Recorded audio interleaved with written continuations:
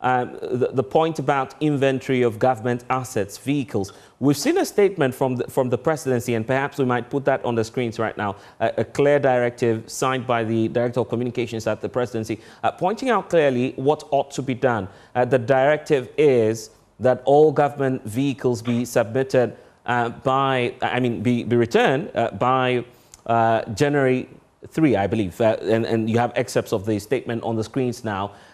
Looking at this directive and juxtaposing that to what's happening across the country, where allegedly some NDC folk are protecting, as it stands now, state assets, as they're calling it.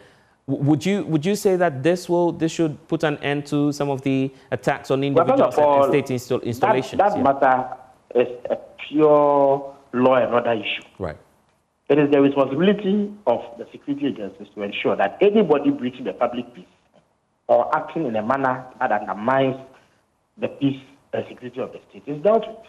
At this stage, the NDC is not in power.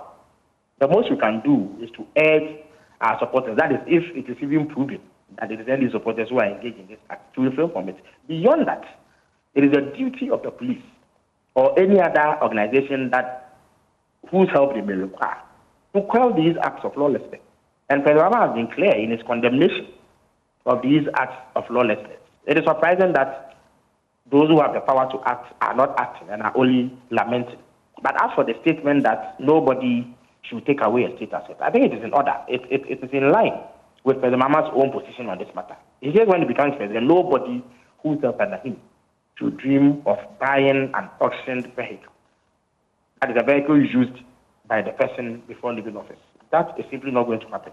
It is gratifying to note that President Akufo-Addo has a similar position on the matter. One would have wished that he had a similar position on the matter of El Gracia too. It would then have completed the loop. At this stage, we can only wait and see.